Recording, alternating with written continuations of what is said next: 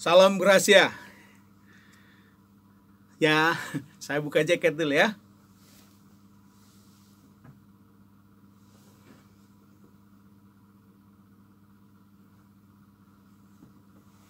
Sahabatku, para pengambil keputusan di Lembaga Pendidikan Teologi Gereja Bethel Indonesia Sumatera Utara Aceh, istimewa Seminari Bethel Medan.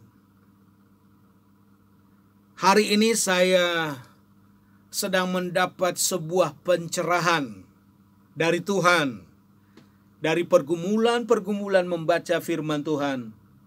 Dan saya minta konfirmasi tadi pagi dari Tuhan. Apa yang Engkau kerjakan Tuhan bagi kami di Sumatera Utara secara khusus, dan bagi Indonesia dan juga bagi dunia. Ketika saya meminta konfirmasi dari Tuhan, Tuhan seolah memberi trilogika dalam pikiran saya. 3 inti logos yang harus menjadi kata-kata atau kalimat dalam pengambilan keputusan kita yang akan datang. Masa lampau, masa kini, masa yang akan datang. Perjanjian lama, perjanjian baru, dan langit dan bumi baru yang akan datang. Trilogika. Pasca pandemik COVID-19 yang sampai pada hari ini juga belum ada keputusan-keputusan tindakan signifikan apa yang harus dilakukan oleh kita. Pemerintah secara global pun masih kebingungan. Dunia seolah-olah gamang dan tidak menentu mau mengambil keputusan apa lagi. Diambil keputusan new normal, kenormalan baru, tiba-tiba ada kasus yang baru. Diambil keputusan baru, kemudian ada lagi hal yang terjadi. Dan ternyata, rupanya menurut para ahli, bahwa COVID-19 itu seperti sudah penyakit bergenerasi. SARS, MERS, Corona. Dan apalagi yang akan datang, tidak seorang pun yang tahu, teman-teman. Namun bagaimana kita sebagai pengambil keputusan secara khusus di lembaga-lembaga pendidikan, khususnya di bidang teologi. Saya selalu katakan, hari-hari ini akan terjadi perubahan paradigma. Apa yang selama ini diimpikan orang ini akan terjadi, ternyata berubah. Mimbar gereja sudah berubah. Dari mimbar besar, kini berubah menjadi mimbar sangat kecil, segenggam handphone menjadi mimbar kita. Dari mimbar yang hanya bisa dipakai oleh orang-orang tertentu, apalagi kalau dapat undangan tertentu menyampaikan kebenaran. Tapi untuk sekarang ini, mimbar terbuka. Sejauh apakah orang itu kreatif untuk menggunakan mimbar yang tersedia dalam dirinya. Perubahan sedang terjadi. 2019, 2020, 2021 akan datang. Saya bisa sebutkan dalam trilogi 2019 petang hari datang. 2020 kini kegelapan sedang melanda bumi. Kegelapan ilmu pengetahuan. Kegelapan menemukan sesuatu yang belum didapatkan. Dan kita berharap akan ada satu masa 2021 abad 21. 21. Kita berharap akan ada terjadi perubahan. Dan percayalah teman-temanku, di lembaga pendidikan teologi, kita sedang berubah. Dunia sedang berubah. Dan ini harus difahami sebagai bagian dari apa yang Tuhan izinkan di dunia. Karena segala sesuatu turut bekerja bersama-sama untuk mendatangkan kebaikan. Allah itu perancang ulung. Dia merancang kebaikan, dia merancang damai sejahtera. Sebelum dunia diciptakan, dia merancang. Sebelum manusia diciptakan, dia plan, dia rencanakan sesuatu. Sebelum dia menciptakan langit dan bumi, yang diciptakan environment, diciptakan dulu lingkungannya. Terjadi kekacauan dalam pasal 2, maka dia berfirman, jadi terang. Diciptakannya dulu terang. Baru Tuhan mengadakan hal-hal ciptaan lain untuk mengisi terang itu. Diciptakannya, dipisahkannya dulu langit dan bumi. Supaya Allah kemudian menciptakan apa yang akan terbang di langit, apa yang akan berkeriapan di bumi.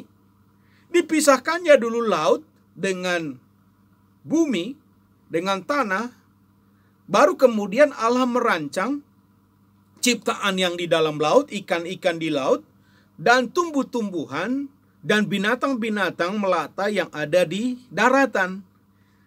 Jadi Tuhan Allah menciptakan lingkungan, baru diciptakannya yang lain. Dapatkah kita memandang itu sebagai sesuatu yang Tuhan sedang adakan pada pertengahan tahun 2020 ini? 2020 ini, entah apakah kita sudah bisa memulai proses belajar mengajar, hanya Tuhan yang tahu. Kita hanya bisa mereka, tapi wow, kita tidak bisa menentukan mau jadi apa nanti. Apalagi sekolah kita, sekolah tinggi teologi, dia punya asrama. Orang-orang dihadirkan dari gereja-gereja dari Sumatera Utara dan sekitarnya. Sampai sekarang asrama belum bisa dan belum ada jaminan untuk kita buka bersama.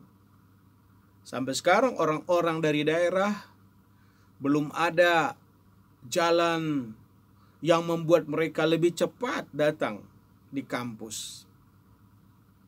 Lalu apa yang harus kita lakukan? Menurut pemikiran saya, ya, tadi kebetulan saya membaca kitab Mazmur pasal yang ke-67. Kiranya bangsa-bangsa bersyukur, kiranya Tuhan dikenal di bumi, kiranya suku-suku bangsa bersyukur padanya karena dia memerintah suku-suku bangsa. Kiranya tanah memberi hasil, Allah kita memberkati kita. Fokusnya, sentralnya harus Allah. Harus Elohim, harus Yahweh, harus Tuhan Yesus Kristus.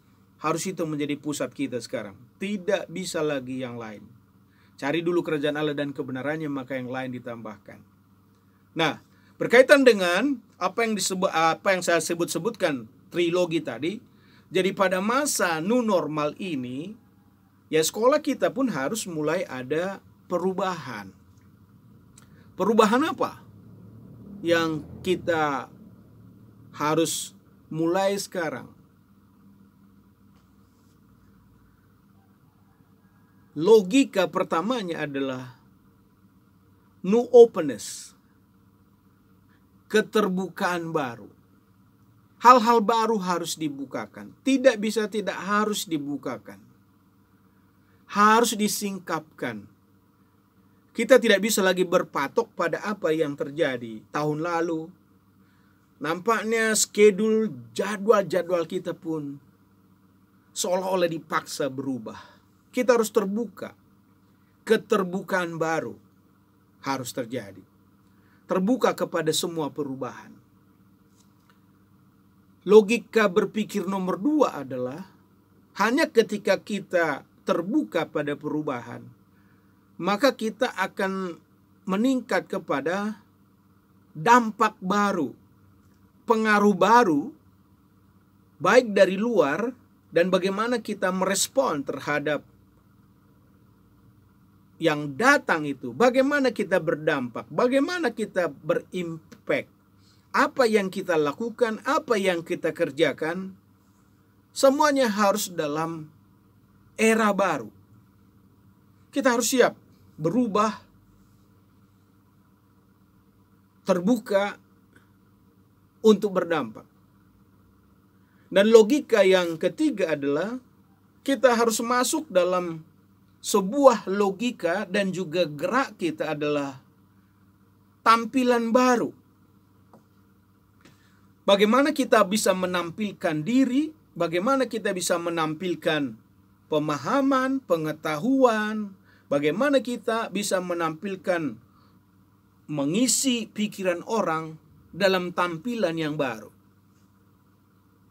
Mungkin kita sudah waktunya berpikir di masa-masa rest, di masa-masa istirahat ini, di masa-masa kita merenung ini, di masa-masa kita banyak belajar, di masa-masa kita banyak mengintrospeksi diri, mengintrospeksi program-program yang kita lakukan. Pernah gak kita berpikir bahwa satu saat gedung-gedung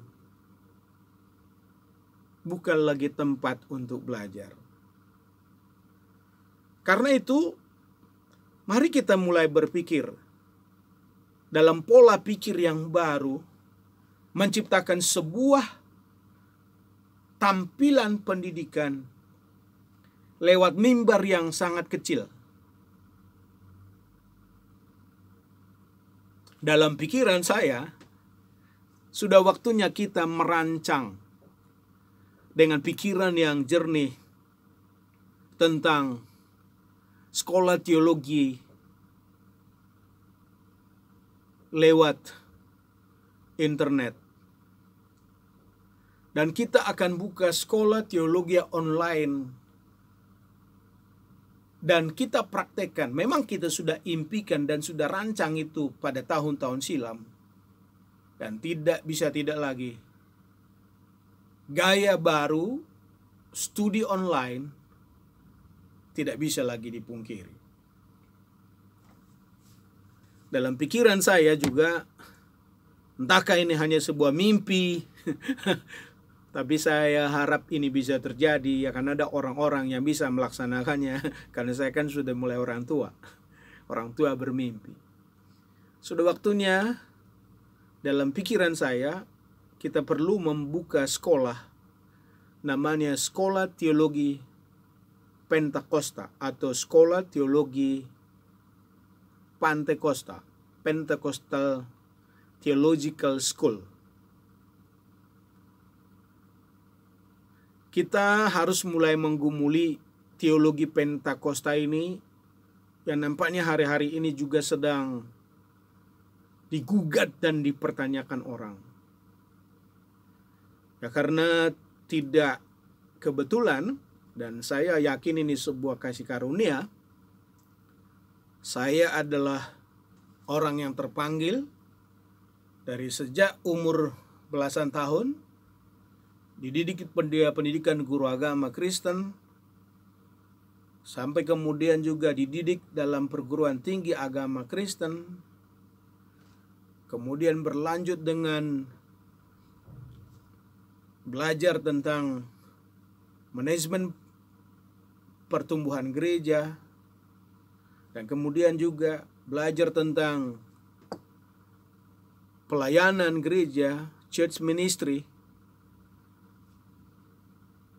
Dan kemudian juga tesis terakhirnya adalah leadership dalam kearifan lokal. Kita harus lihat ini sekarang sebagai suatu kesempatan mengambil keputusan ke depan. Apa yang kita harus ambil? Ya, karena latar belakang saya studi di Pentakosta mulai dari sejak mengenal pelayanan secara purna layan, purna waktu, seluruh waktu saya beri bagi Tuhan, sampai kemudian studi di pusat Pentakosta dunia di Amerika, maka mungkin sudah waktunya kita akan membuka sekolah teologi Pentakosta online, di mana nanti saya dan beberapa teman kita akan umumkan. Ya, kita hanya menyampaikan dari studio, dari rumah kita masing-masing. Dan saya pikir ini sudah waktunya kita membuka tampilan baru dalam pelayanan. Dengan demikian sekolah kita akan jalan terus dengan baik, dan sekolah kita akan berjalan dengan baik. Segalanya harus diperbaiki. Saya suka ucapkan pepatah bijak orang Melayu bilang, ya, sekali badai datang, sekali tepian berubah. Artinya nggak bisa lagi dibendung. Kita tidak bisa lagi menyimpan anggur yang baru pada kulit yang lama. Harus ada kantong yang baru. Semuanya tatanan kita, statuta kita, statement kita tentang pelaksanaan sebuah pendidikan harus kita revisi supaya bisa menjawab tantangan dan kebutuhan yang sudah terjadi ini. Segalanya sudah berubah, segalanya sudah baru, so mari kita siap. Tuhan Yesus memberkati. Dari studio mini Gereja Bethel Indonesia El Gracia, salam Gracia. Tuhan Yesus memberkati. Sampai jumpa. Amin.